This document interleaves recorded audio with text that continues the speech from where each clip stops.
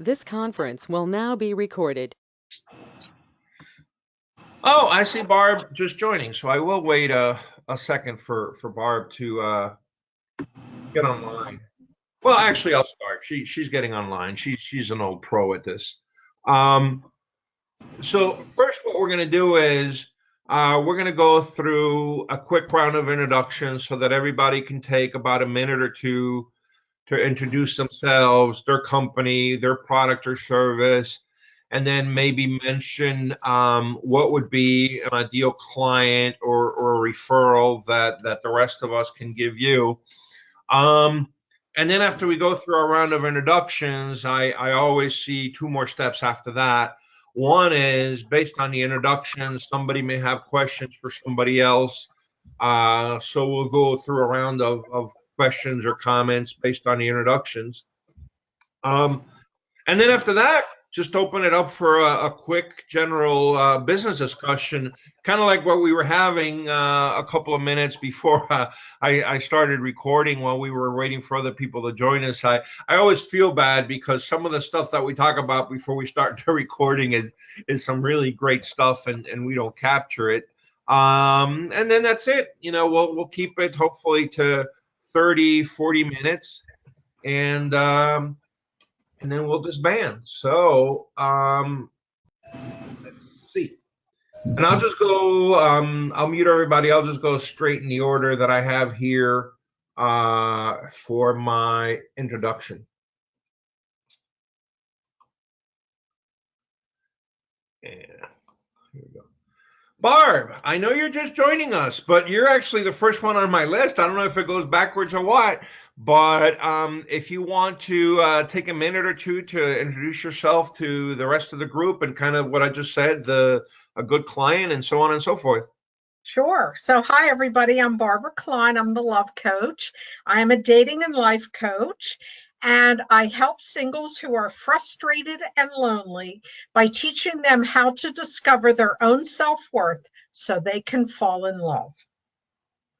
And an ideal client would be a single person or an unattached person that is either struggling with the online dating realm or is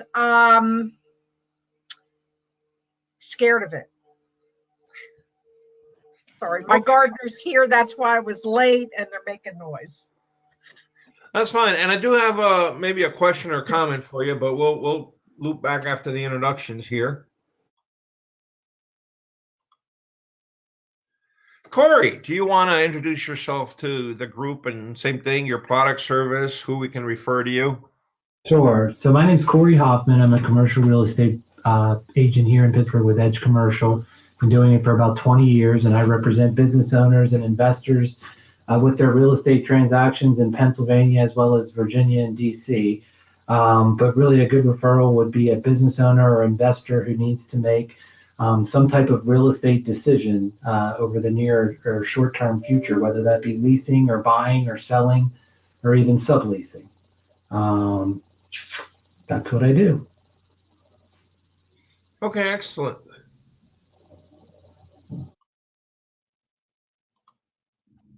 And Jennifer, do you want to introduce yourself? Sure, Jennifer Lough, Jen Lough Agency. Currently, I'm consulting to a couple of politicians running for various offices, and I have a nonprofit client that is working on Veterans Affairs, and I'm also seeking sponsorships for a live stream boxing marketing agency. So an ideal client for me is pretty much a nonprofit or somebody who needs sponsorships as I stay in the fundraising arena. Okay, excellent. And Joe, please introduce yourself to the rest of the group. Sure. My name is Joe Gardonis. I have a graphic communications business in which I specialize in graphic design of all sorts, whether it be logos, business cards, print advertising. I also do website design and social media consultation. An ideal client for me would be anybody who's looking to start up their own business or a small business owner who, especially with the coronavirus situation and likely, hits and income taken, they're really looking at when things do start revamping and jumping again, they want to be able to stretch their doors out for any sort of promotion and, updating, revamping their brand. That would be a very ideal client and lead for me. Okay, excellent. And by the way, I noticed last time, and maybe I've done it more than once, I forgot to introduce myself. So I'll introduce myself real quick. I think most of you know me already, but just for the record here on the recording. So my name is Sal Acosta. I'm a business broker. I help people buy and sell businesses, anything from 10 to about 250 employees, anything from 0 to 10 or $20 million in revenue, anything with hopefully positive cash flow up to about $1 million or $2 million. I do a 2-hour radius around St. Clairsville, Ohio, which includes Pittsburgh, north of Pittsburgh, Westford, Cranberry, Monroeville, Morgantown in West Virginia, Cleveland, Columbus is the hairy edge of those 2 hours. And a good referral is typically a person that started their business 10, 20, 30 years ago and is now looking to sell, to cash out and retire and play with the grandkids, go play golf in Florida or whatever it is that retired people do. So thank you all for joining us. I have unmuted everybody. I do have a couple questions, but I'll let other people go first. So does anybody have any questions for anybody else based on the introductions?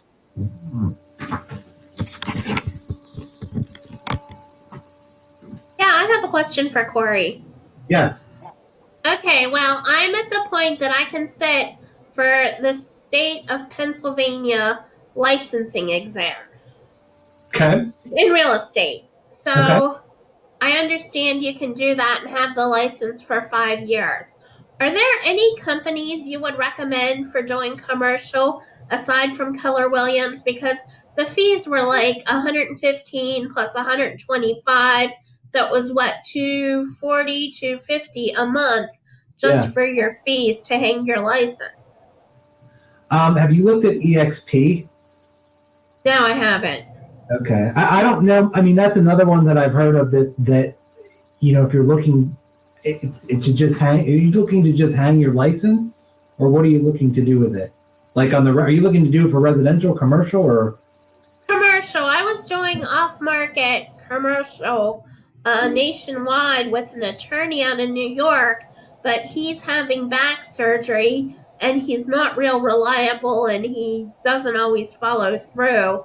So, I mean, I'm waiting on checks for off-market that, of course, is kind of in a gray zone legally. So I was trying to get licensed and possibly just do commercial in Pennsylvania, but with the coronavirus and being new and not having any experience, I just saw it as I would be spending money for, 2 to 5 years just to get, an education. Right. I think it's the key is not necessarily the company is working with the right person, because I think even if some of these big companies, they just kind of throw you out to the wolves. Okay.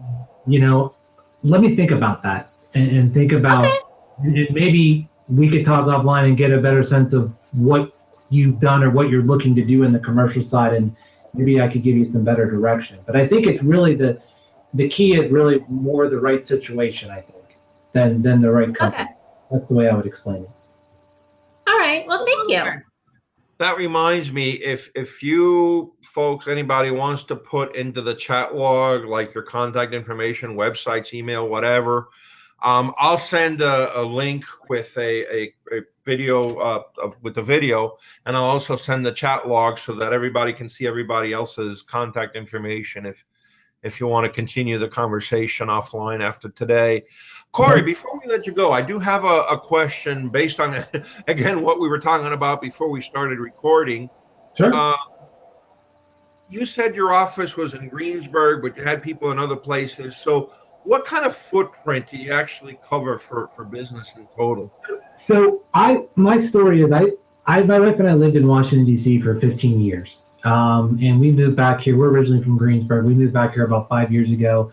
We have 2 little kids. I'm licensed in DC, Virginia, Pennsylvania. My company does stuff in Maryland. So we do stuff in all 4 states. I still do a lot of stuff in the DC metro area because of my client base there. But as far as market, I mean, the areas that I'm active in, the areas that I know would probably be the greater Pittsburgh area and the greater Washington area. I've done deals all over the country.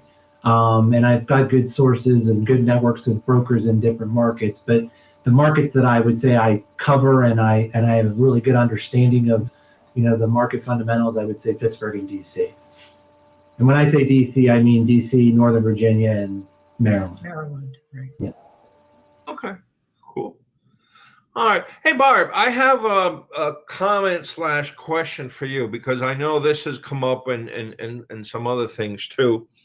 And maybe I'm going to date myself here. But I want to clarify for anybody that listens to this video that you're not a matchmaker, if I understand you correctly from other meetings, in the sense of trying to connect like one person with another. Because believe it or not, before there was whatever it was now, Match, Tinder, I don't even know who else is on there. There used to be a person that was called a matchmaker. I mean, it goes back to, I don't even know how many years ago, but they would have an office and you would go in there and they would interview you and take pictures and kind of literally match you up with another person. And, they had these binders of people with pictures. So I want to make sure that people understand that that's not what you do. That's correct. So I am not a matchmaker. It doesn't mean I won't introduce people, but I am not one. And there are still matchmakers out there. So in Pittsburgh, there's Pittsburgh Singles, which I would never recommend. And then there is the Modern Matchmaker with Susan Dunhoff, who I actually did use. My brother used her as well, and he found his wife through her.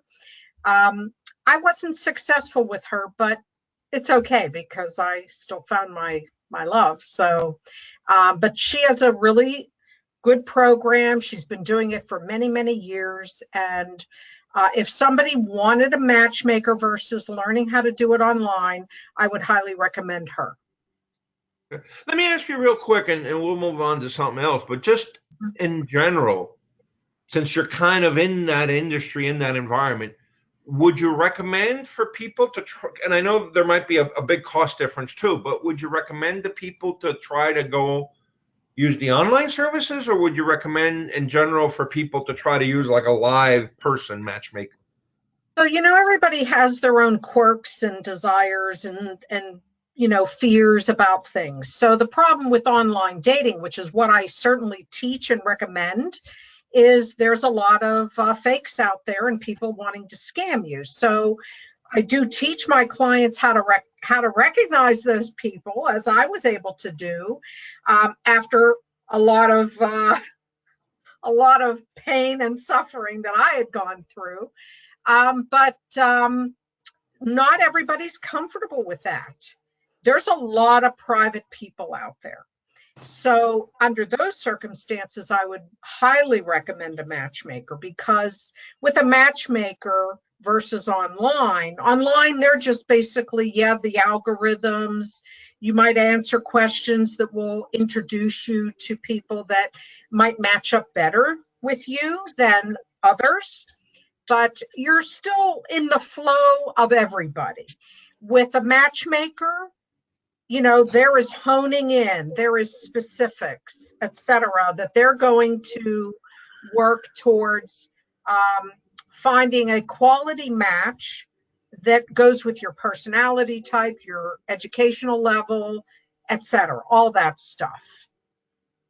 It's so funny because I'm listening to you and I'm sitting over here smiling because everything you said applies to what I do as a business broker. I don't consider myself a matchmaker, but everything you said is exactly that. How do you put a buyer and a seller together to do a business transaction? How do you kind of do it confidentially and privately, so not everybody knows that, hey, this business is for sale, because bad things can happen. And again, you find those little quirks, because at the end of the day, it's an interpersonal thing, right? The buyer and the seller need to get along on a personality level and like each other and trust each other. So anyway, I was just smiling because a lot of what you said resonated with me and what I do. You know, the reality is every business relationship is a relationship. And, you know, you can match well and work really well with somebody, and we can not match. And somebody says, you know, I need to find somebody that I click better with. So, you know, no matter what kind of interaction we have as humans, we're always going to encounter the positive and negative energy from another person. So it helps us either move forward or pull back. Cool. All right. I have a question for Jennifer, but before I go there, does anybody have anything for anybody on what we talked about so far? Don't be shy. Jennifer, I am intrigued a little bit, and because as much as you and I, you know, do this all the time, I didn't know about the boxing event that you're sponsoring. So just in general, could you talk a little bit more about that, and who is it, and what are they trying to do, and how much money they're looking to get, and I don't know, whatever you can share. It's with Extreme Alliance Fighting. They have access to 148 million households in the United States. They're in Mexico and Canada, and basically they arrange boxing matches to be live streamed. They're on Fit TV or Fight TV. It's like FITE. So I guess they'd say it Fight. It's on some channel packages. I'm not sure if it's Comcast or Direct, but they have their own station that broadcasts. And basically, it's a return on investment. So it's a sponsorship package with media and, you know, vendor booths and signage. And basically, I'm putting together the strategy for them so they can grow. Now, I'm assuming they put together a card that's like various sets of matches? Yeah. Or is it just one fight in particular that you sponsor? It's a variety. There's a variety of options there, you know, that, you know, you can sponsor, and there's even partnership arrangements. Their last production did $100 million in, you know, for budget. So, the return on investment was rather high. So they are seeing some success. So basically they're looking for strategic partners that will share in the profits and enable them to grow. They're growing because they're live stream. How much are they looking for? They'll take as low as 35,000. They'll take, you know, upward till 10 million, 15 million. Okay, that's a pretty good spread. Okay, all right, cool. Hey, Yeah, I mean, it depends if you want to, you know, sponsor one match or, you know, you want to get in on a bigger production. Tony Abrams is a former boxer, and, you know, he puts together, you know, it's just a new fighting alliance. Right. As far as with the nonprofits, Jennifer, is it? I'm assuming you're helping these folks raise funds. Are there like specific types of nonprofits you've been more successful with? Are there ones that you prefer to work with? Or that someone, and the reason I work with a lot of nonprofits in real estate, but I also in addition to real estate, I'm an owner in a drug and alcohol rehab facility here in Westmoreland County. So I work with a lot of nonprofits, organizations with that. So if there's things that you're listening for, I guess is what I'm asking, or what you know, or case studies or things that have been successful for others that may be successful for, you know, ones that are comparable to those, I guess. Well, I'm looking at doing fundraising in the era of COVID and doing it virtually, and you know, writing grants for programs. I can write state and federal grants. I was a psychologist I'm on disability, so I couldn't keep up my licensing fees because they were thousands every year with continuing education and the hours. So I haven't practiced as a psychologist since 2011. Okay. But yeah, but I was a psychologist, so I worked in community mental health as the Oh. liaison. So I've done grants, etc., for substance abuse, etc. Mhm. If you want to talk about that sometime later. Okay. But yeah, I've worked with Habitat for Humanity. I've worked with the American Heart Association. I've worked with veteran groups. I've worked with domestic nonprofits that have operations overseas. Have you So, heard of Central Outreach? Do you know who those guys are? no. Central Outreach is you'll see them on the news a lot because they're doing the corona testing, but they also do hepatitis, Hep C testing. But they provide a lot of counseling and services for HIV positive people and transgender people. So that I mean, and they're growing. Oh, okay. But just and they're in that field. Um, Oh. so. I know they have more than one offices, but one of them is on the north side of Pittsburgh. They just bought that building, the one on the north side of Pittsburgh. Yes. Good to know. I'll look them up. Thanks. Hey, Joe, let me ask you a question. This also goes back to what we were talking a little bit about before we officially kicked off the meeting and started recording. We do our sort of normal in face-to-face meetings down in Cannonsburg at the at the restaurant, Cannon's Chop House there, and in that little private room. Do you think so? Like the next one is scheduled for whatever, the second Monday in June.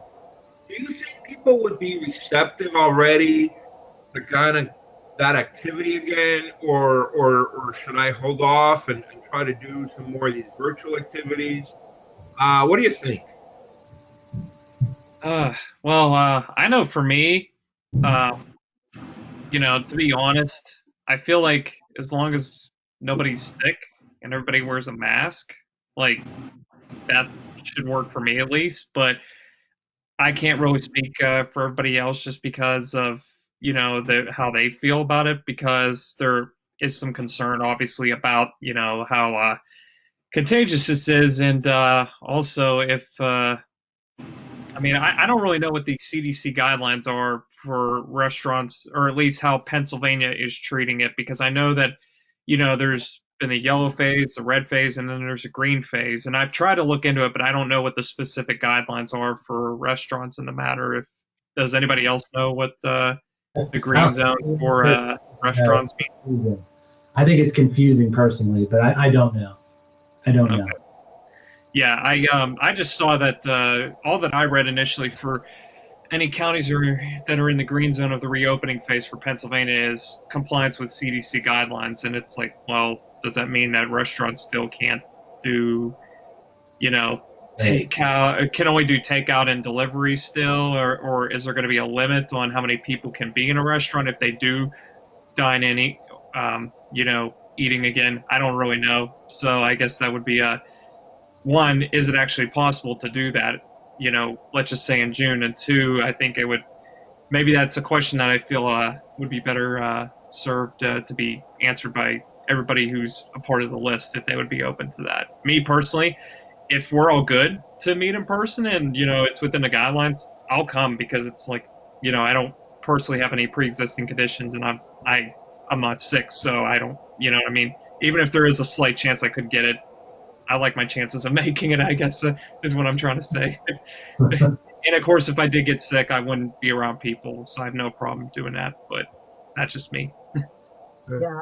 Well, let me ask Jennifer and Barb, because and Cory, I apologize, but Jennifer and Barb have actually been to this restaurant, and I hope you can join us whenever we do it, whether it's in June or July or whenever we can get some critical mass here to do it in person. But you've seen the room. I mean, it's somewhat large. Obviously, we would try to separate people as much as possible. In the past, I've tried to have people together to, again, have a single conversation, not have people go off and have their little side conversations. But in this case, we do exactly the opposite, try to push people as far out to the walls as possible. But long story short, would you feel comfortable going to a live activity at the Kennis Chop House in that little room that we use?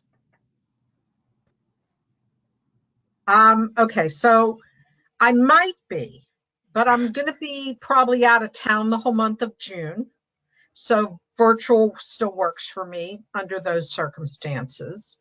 And I've not gone to anything or mingled around other people. You know, through this whole experience, I've periodically gone to Costco with their early morning hours. I've gone to the Giant Eagle. I've gone to CVS a couple times. I've gone into the pizza shop to pick up a pizza. But beyond that, I really haven't been around other people. Even my boyfriend and I were separated for a month because he was really concerned. And I'm also really concerned. And I don't think that we have, even though we have maybe less active cases, etc., I'm not 100% sure that we're really over the curve. And so I'm hesitant. I'm not flying anywhere. We're driving down to Charleston, South Carolina, where my boyfriend has a place. I have been around a few people that I was a little hesitant about. My daughter had a girlfriend come and spend the week with us last week. And now my daughter's in Charlotte and she's coming home and I'm really concerned. So I actually arranged to, when she's here, to stay at my boyfriend's here, and then we'll travel together after, all because I might need to be away from her. So again, I'm a little hesitant right now about that. But what I have heard in regards to restaurants, I think they're allowed to open up. They have to separate tables more, put seating outside to, again, do that social isolating kind of thing. So yeah, they're not going to be at full capacity, and I'm just not sure how that's all going to play out. So I'm on the fence about whether I would come or not if I was in town. Yeah. Actually, Jennifer, I tell you what. Let me ask Cory for a second. I don't know if you know, we do these activities at in Canonsburg at a place called Kennis Chop House in South Point. They're nice enough that they give us a private dining room. So just imagine a room. I don't know. You guys tell me. I think it's maybe, I don't know, 20 by 20. I don't know, 24 by 24.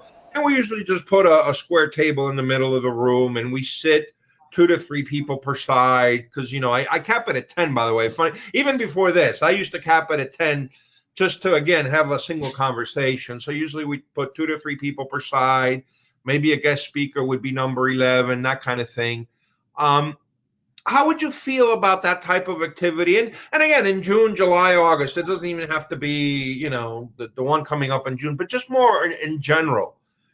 Are you kind of ready to go out and do that type of thing? Or are you still kind of, no, I think, you know what, I'll do the virtual conference? Yeah, I am. I mean, I don't think I'm ready to go into a crowded restaurant with 100 other people, but I think something like that, I think I would be okay with. It's just been way too long. Well, yeah, I know. People are getting, to be honest with you, a little bit of cabin fever too. So I don't know, Jennifer, any comments or thoughts? Would you be game for a live meeting in June or July? Maybe July, not quite June. June's too soon for me. Is it? Okay, cool. Well, like I said, they're scheduled on the system the second Monday of every month. I've actually, as we've gotten closer to each one, I've canceled it. So, I guess around the end of May or beginning of June, I'll have to decide whether we keep the one for whatever it is. I think it's June the 8th or something. Okay. Well, any comments or questions or anything anybody wants to talk about? Cory, Yes. real estate open up again this weekend, I noticed. Yes.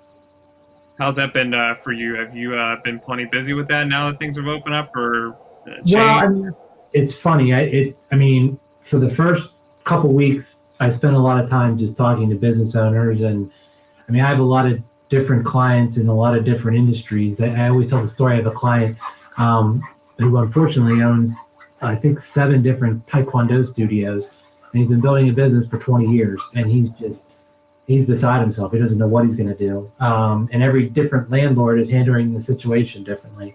But then other people, it's okay. But I think people are weathering the storm. But there's the thing was, before we went into this, the real estate market and the values and the cap rates and everything is stronger than it's ever been. So I mean, there's a lot of people with money that are doing 1031 exchanges and that still have that money and still need to buy something. So I have 2 net lease bank assets that I'm selling right now, and knock on wood, both of them should close next month. And I had a lot of interest in both property because they're banks that are paying the leases. So no one's really worried about banks not going out of business. So, but I think it just depends on the industry.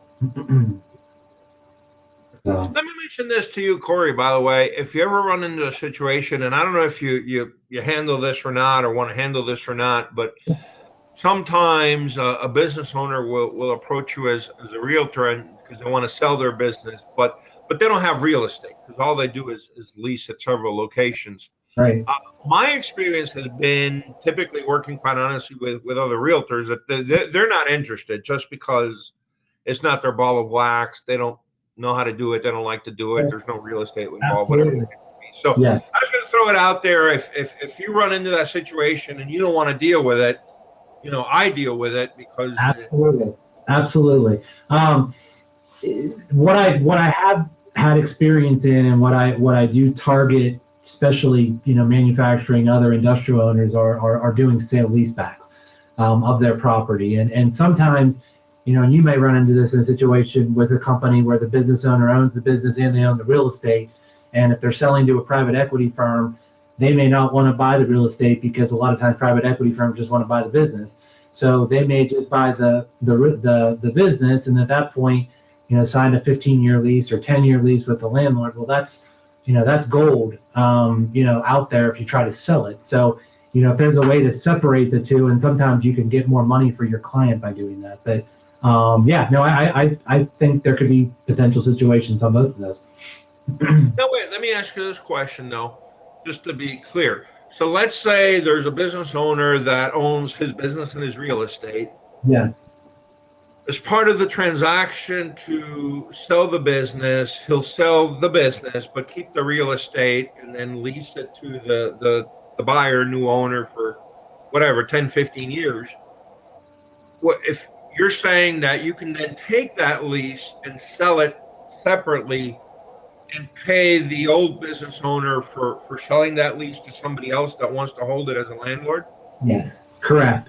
Okay. Yeah, and the value is all going to be based on the credit worthiness of the tenant.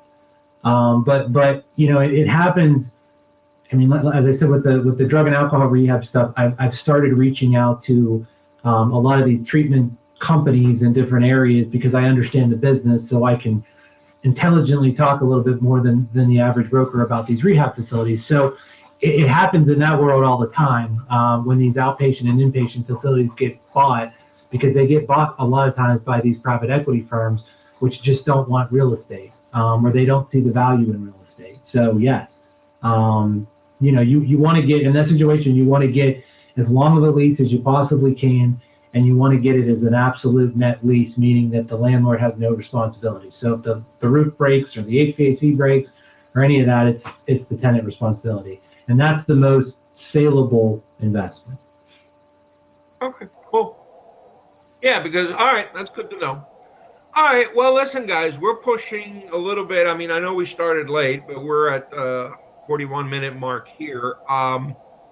Any last questions or comments between anybody to anybody? Nope. Oh, Sal. You do this meeting every 2 weeks, or did you say you do it the second Monday of every? Is that what I heard? Well, so The physical meeting at Kenna's Top House is Uh-huh. scheduled for the second Monday of every month. So it's once a month, the second Monday of every month. These Okay. virtual meetings I was doing every 2 weeks. So in other words, we would do another one of these exactly 14 days from now. Okay. Um, to be quite honest, and that's kind of why I was asking about this, is everything is up for grabs. So I don't know if I'm going to keep doing the physical meetings at the restaurant, if there will be interest in that and forum on that. I don't know if there will be interest in doing these virtual meetings every other week, like we've been doing up to now, because with these virtual meetings, I think what's going to happen is once you can do physical meetings, people are going to prefer to do the physical meetings as opposed to doing the virtual meetings. I don't know how much of a drop off we'll see because of that. Right. So long story short, that's the schedule we're following, and everything is up for grabs right now. But since you signed up for a meetup, whatever notices I give out, whether it's to schedule a meeting, cancel a meeting, change a meeting, whatever, you're going to be notified of everything through meetup. So however I decide to proceed, um, you'll be in the loop. I mean, one thing that we tried at one point, and maybe I'll try again. At one point, we tried doing the physical meeting once a month on the second Monday, and then doing a virtual meeting kind of 2 weeks staggered from that on the fourth Monday, just to kind of give things continuity. So you would see yourself in person once a month, you would see yourself virtually once a month. Um, to be honest with you, the virtual didn't work that well. Everybody wanted the physical meeting. But now that so many people have been used to going home and working on Zoom because they had no choice, maybe people are a little bit more, whatever it is, amenable, receptive to working with the technology. And one alternative may be that I try the physical meeting once a month and then the virtual 2 weeks offset, and people can go to one or both or whatever they can put in their schedule. So sorry to give you so much alternatives and so much confusion, but unfortunately, I think the coronavirus has just thrown so many wrenches in the works that I don't know what's going to happen. Yeah.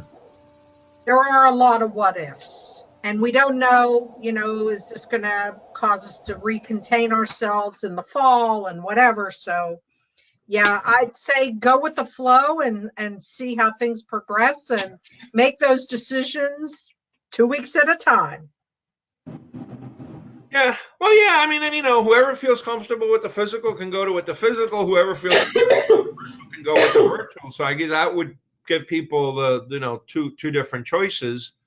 It's just to be quite honest, in my perspective, to make these things useful and worthwhile, you need a minimum critical mass of at least whatever, somewhere between, I'll say, 5 to 10 people at each one of the two. So as long as we can keep a critical mass on both of them, that it's worth the time and worth the effort, and you get something, other people get something out of it, then we can do them. Right. Cory, can you put your contact information on the chat box? Yeah, if I can figure out how to do that. Where is this? You see It's what on our chat blurb. Are you on a computer? Yeah, I am. So see where at the bottom on the where on the right side at the bottom it says to everyone. Well, right above that is a chat space.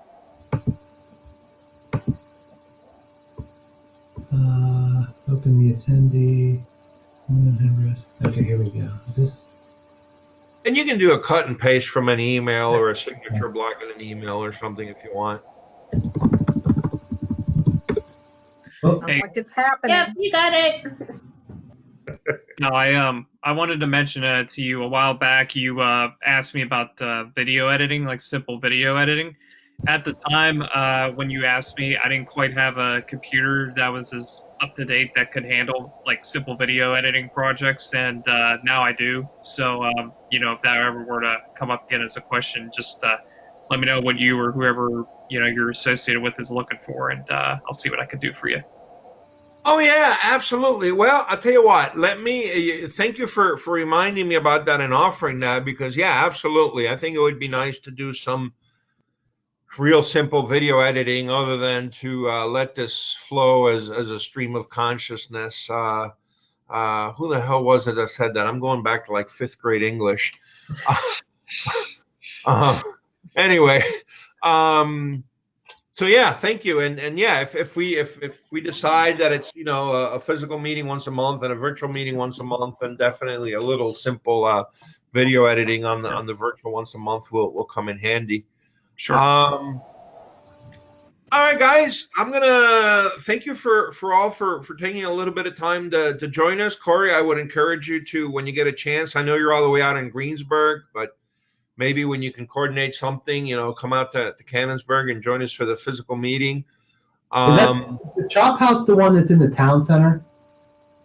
It's called it's the main street in South Point. Yeah. Okay. I've been there before. I just couldn't. That's what I thought. Okay. Yeah, there's a pizza place on kind of catty corner, and then there's all the little shops in the middle, and Cannon's Chop House is like the other corner. Yes. I'm assuming they're still there. Gosh. Yeah, that's a good point. Yeah. Anyway, so that's it, guys. Thank you very much for attending. I'll send you all the chat log. I'll send you all the link to the video. Please feel free to share it on your social media and contact each other and set up other meetings. And you'll get the notices on Meetup as we decide how to keep scheduling this going forward. Thank you. Okay, thanks, Sal. All right, buddy. Bye. Thank you, Sal. Bye. Have a good day. You too.